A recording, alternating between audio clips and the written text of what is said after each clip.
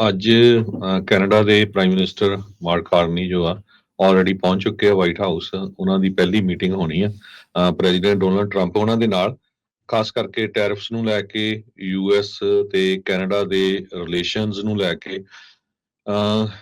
ਪਰ ਥੋੜੇ ਘੰਟੇ ਪਹਿਲਾਂ ਟਰੰਪ ਉਹਨਾਂ ਨੇ ਇੱਕ ਸਟੇਟਮੈਂਟ ਜਾਰੀ ਕੀਤੀ ਆ ਵੀ ਸਾਨੂੰ ਜਿਹੜੀ ਆ ਬਾਹਲੀ ਜ਼ਰੂਰਤ ਨਹੀਂ ਹੈ ਕੈਨੇਡਾ ਦੀ, ਕੈਨੇਡਾ ਵਾਲਿਆਂ ਨੂੰ ਸਾਡੀ ਜਿਹੜੀ ਜ਼ਰੂਰਤ ਹੈਗੀ ਆ।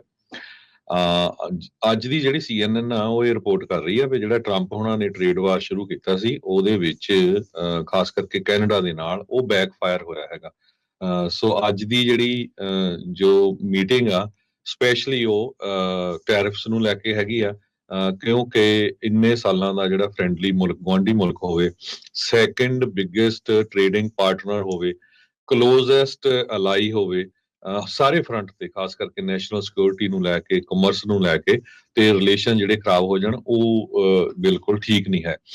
ਇਹਦਾ ਜਿਹੜਾ ਬਹੁਤ ਸਾਰਾ ਅਸਰ ਹੋਇਆ ਆਪਾਂ ਦੇਖ ਰਹੇ ਹਾਂ ਟੈਰਿਫਸ ਨੂੰ ਲੈ ਕੇ। ਆਲਰੇਡੀ ਜਿਹੜੇ ਅਮਰੀਕਾ ਦੇ ਪੋਰਟਸ ਆ, ਚਾਹੇ Oakland, Seattle, Los Angeles, Chicago, ਉਹ ਬਹੁਤ ਕੋਈ ਐਕਟੀਵਿਟੀ ਨਹੀਂ ਹੋ ਰਹੀ, ਬਹੁਤ ਜ਼ਿਆਦਾ ਜਿਹੜਾ ਉੱਥੇ ਇਸ ਵੇਲੇ ਸਟੈਂਡ ਸਟਿਲ ਕਹਿ ਸਕਦੇ ਹੈਗੇ ਆ।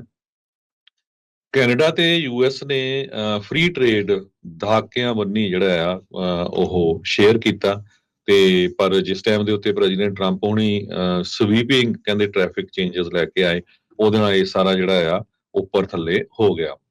ਫਰਵਰੀ ਮਹੀਨੇ ਤੱਕ ਦੋਨੋਂ ਮੁਲਕ ਜਿਹੜੇ ਸੀ ਉਹ ਯੂਐਸ ਮੈਕਸੀਕੋ ਜਿਹੜੀ ਕੈਨੇਡਾ ਫ੍ਰੀ ਟ੍ਰੇਡ ਐਗਰੀਮੈਂਟ ਜਿਹੜਾ ਹੋਇਆ ਸੀ, ਟਰੰਪ ਉਹਨਾਂ ਨੇ ਪਹਿਲੀ ਟਰਮ 'ਚ ਖੁਦ ਕੀਤਾ ਸੀ, USMCA, ਜੋ 2020 ਦੇ ਵਿੱਚ ਰੈਟੀਫਾਈ ਕੀਤਾ ਗਿਆ ਸੀ।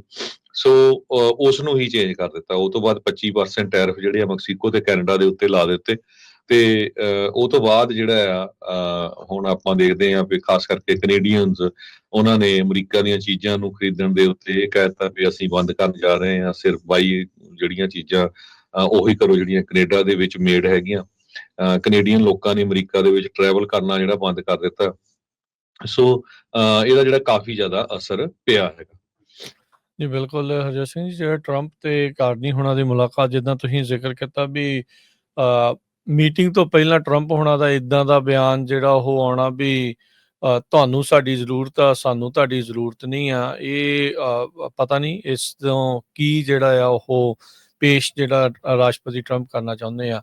ਬੀਤੇ ਦਿਨਾਂ 'ਚ ਇੱਕ ਇੰਟਰਵਿਊ 'ਚ ਉਹਨਾਂ ਨੂੰ ਪੁੱਛਿਆ ਗਿਆ ਸੀਗਾ ਵੀ ਚਾਈਨਾ ਦੇ ਨਾਲ ਜਿਹੜਾ ਡੈਫਿਸਿਟ ਸੀਗਾ ਉਹਦਾ ਹੁਣ ਕਿੱਦਾਂ ਜਿਹੜਾ ਚੱਲ ਰਿਹਾ ਟ੍ਰੇਡ ਵਾਰ ਦੇ ਦਰਮਿਆਨ। ਕਹਿੰਦੇ ਅਮਰੀਕਨੀ ਪਹਿਲੋਂ ਬਿਲੀਅਨਸ ਆਫ ਡਾਲਰ ਦਿੰਦੇ ਸੀਗੇ, ਹੁਣ ਟ੍ਰੇਡ ਹੋ ਨਹੀਂ ਰਿਹਾ, ਸੋ ਅਸੀਂ ਬਿਲੀਅਨਸ ਆਫ ਡਾਲਰ ਬਚਾ ਰਹੇ ਹਾਂ। ਕੀ ਰਾਸ਼ਟਰਪਤੀ ਟਰੰਪ ਆਪਣੀ ਸਮਝ ਜਿਹੜੀ ਟ੍ਰੇਡ ਵਾਰ ਨੂੰ ਲੈ ਕੇ ਇਦਾਂ ਜਿਹੜੀ ਉਹ ਦਿਖਾ ਰਹੇ ਆ ਅੰਦਰ ਖਾਤੇ ਕੀ ਜਿਹੜਾ ਉਹ ਚੱਲ ਰਿਹਾ, ਕਿ ਔਨ ਦਾ ਵਿਮ ਜਿੱਦਾਂ ਕਹਿ ਦਿੰਦੇ ਆ ਵੀ ਜੋ ਮਨ 'ਚ ਆਇਆ ਵੀ ਉਦਾਂ ਹੀ ਜਿਹੜਾ ਉਹ ਕਰੀ ਜਾਣਾ ਆ, ਤੇ ਇਹਦੇ ਖਾਮਿਆਜ਼ੇ ਇਵੈਂਚੁਅਲੀ ਜਿਹੜੇ ਉਹ ਭੁਗਤਣੇ ਕਿਹਨਾਂ ਨੂੰ ਪੈਣੇ ਆ। ਨੋ ਡਾਊਟ ਕੈਨੇਡਾ ਤੇ ਅਮਰੀਕਾ ਦੇ ਵਿੱਚ ਆਮ ਲੋਕ ਤਾਂ ਇੱਕ ਦੂਜੇ ਦੇ ਨਾਲ ਹੀ ਜਿਹੜਾ ਮਿਲ ਕੇ ਚੱਲਣ ਵਾਲੀ ਜਿਹੜੀ ਗੱਲ ਆ, ਪਰ ਹੁਣ ਇਹ ਕਾਫੀ ਜ਼ਿਆਦਾ ਜਿਹੜਾ ਇਸ ਦੇ ਵਿੱਚ ਰੌਲਾ ਰੱਪਾ ਜਿਹੜਾ ਉਹ ਪੈ ਗਿਆ। ਬਾਰ-ਬਾਰ ਕੈਨੇਡਾ ਨੂੰ 51ਵਾਂ ਸੂਬਾ ਬਣਾਉਣ ਦੀ ਜਿਹੜੀ ਉਹ ਗੱਲ ਕਰਨੀ, ਜਿਸ ਦੇ ਬਾਰੇ ਉਹਨਾਂ ਨੇ ਕਹਿਣਾ ਵੀ ਮੈਂ ਇਹ ਐਵੇਂ ਹਵਾ 'ਚ ਫੜਾ ਨਹੀਂ ਮਾਰ ਰਿਹਾ। ਰਾਸ਼ਟਰਪਤੀ ਟਰੰਪ ਦਾ ਇਸ ਤਰੀਕੇ ਦੇ ਨਾਲ ਜਿਹੜਾ ਉਹ ਕਹਿਣਾ ਉਹ ਹੁਣ ਦੇਖਣ ਵਾਲੀ ਗੱਲ ਆ। ਕਾਰਨੀ ਜਿੱਤਣ ਤੋਂ ਬਾਅਦ 'ਚ ਕਹਿੰਦੇ ਵੀ ਮੈਂ ਸਾਰੇ ਕੈਨੇਡੀਅਨਸ ਉਹਨਾਂ ਨੂੰ ਰਿਪਰੈਜ਼ੈਂਟ ਕਰੂੰਗਾ ਤੇ ਟਰੰਪ ਦੇ ਮੋਹਰੇ ਜਿਹੜਾ ਉਹ ਤਗੜਾ ਸਟੈਂਡ ਲਊਂਗਾ। ਸੋ ਅੱਜ ਦੀ ਮੁਲਾਕਾਤ ਦੇ ਵਿੱਚ ਦੇਖਣ ਵਾਲੀ ਗੱਲ ਰਹੇਗੀ ਵੀ ਮਾਰਕ ਕਾਰਨੀ ਕੀ ਸਟੈਂਡ ਜਿਹੜਾ ਇੱਥੇ ਲੈ ਸਕਦੇ ਆ। ਅਮਰੀਕਾ ਤੇ ਕੈਨੇਡਾ ਦੇ ਰਿਸ਼ਤੇ ਸੁਧਰਨਗੇ ਜਾਂ ਹੋਰ ਵਿਗੜਨਗੇ, ਇਹ ਜਿਹੜੀਆਂ ਆਉਂਦੇ ਦਿਨਾਂ ਦੇ ਵਿੱਚ ਜਾਂ ਇਹ ਜਿਹੜੀ ਗੱਲਬਾਤ ਆ ਇਸ ਮੀਟਿੰਗ ਤੋਂ ਬਾਅਦ ਦੇ ਵਿੱਚ ਹੋਰ ਜ਼ਿਆਦਾ ਕਲੀਅਰ ਜਿਹੜਾ ਹੋਊਗਾ। 3 ਮਈ ਤੋਂ ਆਲਰੇਡੀ ਜਿਹੜੇ 25% ਹਰਜੋਤ ਸਿੰਘ ਜੀ ਆਟੋ ਪਾਰਟਸ ਦੇ ਉੱਤੇ, ਆਟੋਸ ਦੇ ਉੱਤੇ ਜਿਹੜੇ ਟੈਰਿਫ ਆ ਉਹ ਸ਼ੁਰੂ ਹੋ ਚੁੱਕੇ ਆ, ਜੋ ਕੈਨੇਡਾ ਤੋਂ ਗੱਡੀਆਂ ਬਣ ਕੇ ਜਿਹੜੀਆਂ ਉਹ ਆਉਂਦੀਆਂ ਆ। ਸੋ ਸਿਚੁਏਸ਼ਨ ਕਾਫੀ ਜ਼ਿਆਦਾ ਡਗਮਗਾਈ ਹੈ, ਜਿਹਨੂੰ ਕਹਿ ਦਿੰਦੇ ਹੁੰਦੇ ਆ ਵੀ ਲੜਖੜਾ ਰਹੀ ਆ।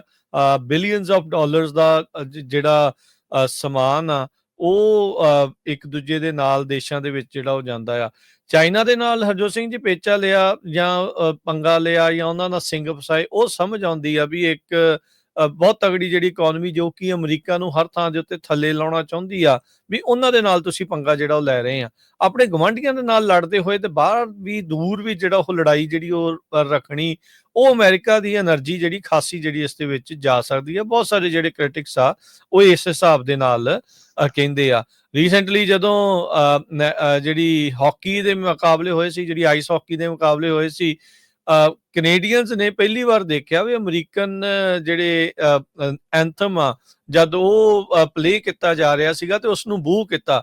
ਨਹੀਂ ਤਾਂ ਕੈਨੇਡੀਅਨਸ ਬੜੇ ਮਾਈਲਡ ਜਿਹੇ ਬੰਦੇ ਜਿਹੜੇ ਉਹ ਮੰਨੇ ਜਾਂਦੇ ਆ, ਛੋਟੀ ਮੋਟੀ ਗੱਲ ਨੂੰ ਹੱਸ ਕੇ ਜਿਹੜਾ ਉਹ ਟਾਲਣ ਵਾਲੇ ਜਿਹੜੇ ਉਹ ਮੰਨੇ ਜਾਂਦੇ ਹੈਗੇ ਆ। ਟਰੰਪ ਹੁਣਾਂ ਨੇ ਇਸ ਟ੍ਰੇਡ ਵਾਰ ਦਾ ਜਿਹੜਾ ਸਾਰਾ ਕਹਿ ਸਕਦੇ ਵੀ ਭਾਂਡਾ ਫੈਂਟਨਲ ਦੀ ਸਮਗਲਿੰਗ ਦੇ ਉੱਤੇ ਜਿਹੜਾ ਉਹ ਭੰਡਿਆ ਹੈਗਾ। ਕਹਿੰਦੇ ਵੀ ਕੈਨੇਡਾ ਤੇ ਮੈਕਸੀਕੋ ਦੇ ਜ਼ਰੀਏ ਜੋ ਅਮਰੀਕਾ ਦੇ ਵਿੱਚ ਫੈਂਟਨਲ ਦਾਖਲ ਹੋ ਰਹੀ ਆ, ਉਹਦੇ ਕਰਕੇ ਜਿਹੜੀਆਂ ਅਸੀਂ ਇਹ ਸਾਰੀਆਂ ਚੀਜ਼ਾਂ ਤੇਜ਼ ਕਰ ਰਹੇ ਹਾਂ। ਉੱਦਾਂ ਇਲੈਕਸ਼ਨ ਦੇ ਵਿੱਚ, ਕੈਨੇਡੀਅਨ ਇਲੈਕਸ਼ਨ ਦੇ ਵਿੱਚ ਇਹ ਇੱਕ ਬਾਰਡਰ ਸਿਕਿਉਰਿਟੀ ਨੂੰ ਲੈ ਕੇ ਸਾਰੇ ਹੀ ਜਿਹੜੇ ਸਿਆਸਤਦਾਨ ਆ ਉਹ ਆਪੋ ਆਪਣੇ ਪੱਧਰ ਦੇ ਉੱਤੇ ਬਿਆਨ ਦਿੰਦੇ ਰਹੇ। ਕੋਈ ਕਹਿੰਦਾ ਸੀਗਾ ਵੀ ਬਾਰਡਰ ਦੇ ਉੱਤੇ ਸਿਕਿਉਰਿਟੀ ਦੇ ਵਿੱਚ ਅਸੀਂ ਨਵੀਂ ਟੈਕਨੋਲੋਜੀ ਦੇ ਨਾਲ ਉਹਨਾਂ ਨੂੰ ਲੈਸ ਕਰਾਂਗੇ, ਤੇ ਕਈ ਜਿਹੜੇ ਉਹ ਆਖਦੇ ਸੀਗੇ ਵੀ ਹੋਰ ਵਾਧੂ ਜਿਹੜੇ ਬਾਰਡਰ ਸਿਕਿਉਰਿਟੀ ਫੋਰਸਿਸ ਆ ਉਹਨਾਂ ਨੂੰ ਉੱਥੇ ਤੈਨਾਤ ਕੀਤਾ ਜਾਊਗਾ। ਆਲਰੇਡੀ ਕੈਨੇਡਾ ਦੇ ਦੁਆਰਾ ਇਸ ਟ੍ਰੇਡ ਵਾਰ ਤੋਂ ਬਾਅਦ ਦੇ ਵਿੱਚ ਕਾਫੀ ਜ਼ਿਆਦਾ ਜਿਹੜੀ ਬਾਰਡਰ ਦੇ ਉੱਤੇ ਸਿਕਿਉਰਿਟੀ ਦੇ ਉੱਤੇ ਮਨੀ ਜਿਹੜੀ ਉਹ ਸਪੈਂਡ ਕਰਨੀ ਜਿਹੜੀ ਉਹ ਸ਼ੁਰੂ ਕੀਤੀ ਹੋਈ ਆ। ਕਈ ਕੈਨੇਡੀਅਨਸ ਨੇ ਤਾਂ US ਦੇ ਜਿਹੜੇ ਬਣੇ ਪ੍ਰੋਡਕਟਸ ਆ ਉਹਨਾਂ ਦਾ ਬਾਈਕਾਟ ਵੀ ਜਿਹੜਾ ਉਹ ਸ਼ੁਰੂ ਕਰ ਦਿੱਤਾ ਸੀਗਾ। ਸੋ ਅੱਜ ਉਮੀਦ ਕਰਦੇ ਆ ਵੀ ਜਿਹੜੇ ਟਰੰਪ ਕਾਰਨੀ ਦੀ ਮੀਟਿੰਗ ਆ ਉਸ ਦੇ ਦਰਮਿਆਨ ਇਹਨਾਂ ਰਿਸ਼ਤਿਆਂ ਨੂੰ ਰੀਸੈਟ ਜਿਹੜਾ ਉਹ ਕੀਤਾ ਜਾਵੇ।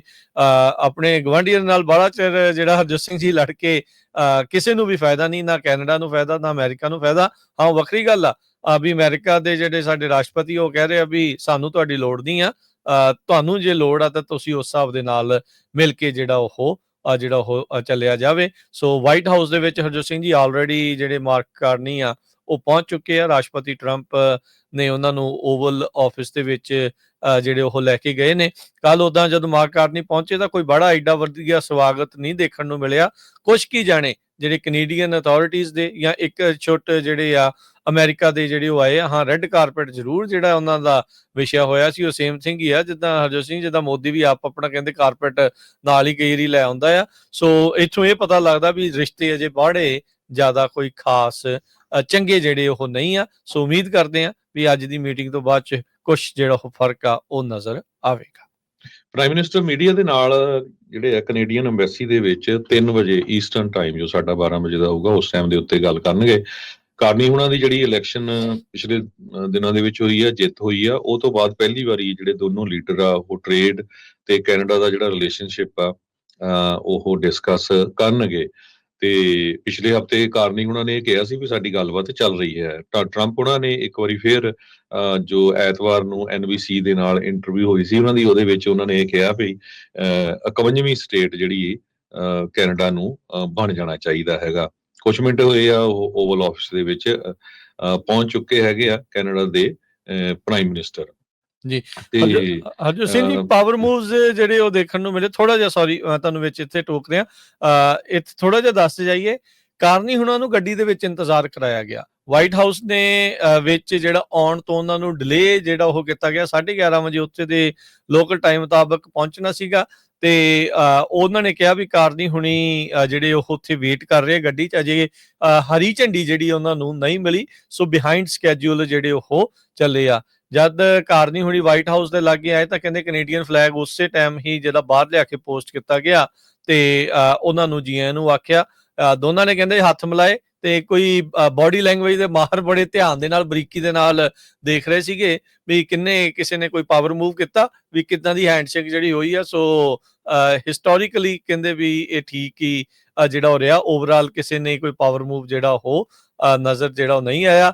ਟਰੂਡੋ ਹੁਣਾਂ ਨੇ ਕਹਿੰਦੇ ਵੀ ਟਰੰਪ ਹੁਣਾਂ ਦੇ ਨਾਲ ਹੱਥ ਮਿਲਾਉਣ ਤੋਂ ਪਹਿਲਾਂ ਕਾਫੀ ਪ੍ਰੈਕਟਿਸ ਜਿਹੜੀ ਉਹ ਕੀਤੀ ਸੀਗੀ ਜਦ ਵਾਸ਼ਿੰਗਟਨ ਦੇ ਵਿੱਚ ਪਹਿਲਾਂ ਕੁਝ ਸਮਾਂ ਪਹਿਲਾਂ ਜਦੋਂ ਉਹ ਮੁਲਾਕਾਤ ਕਰਨ ਦੇ ਲਈ ਟਰੰਪ ਹੁਣਾਂ ਦੇ ਨਾਲ ਪਹੁੰਚੇ ਸੀਗੇ, ਪਰ ਕਹਿੰਦੇ ਅੱਜ ਇਦਾਂ ਦਾ ਕੋਈ ਸਾਈਨ ਨਜ਼ਰ ਨਹੀਂ ਆਇਆ ਹੈਗਾ। ਜੀ।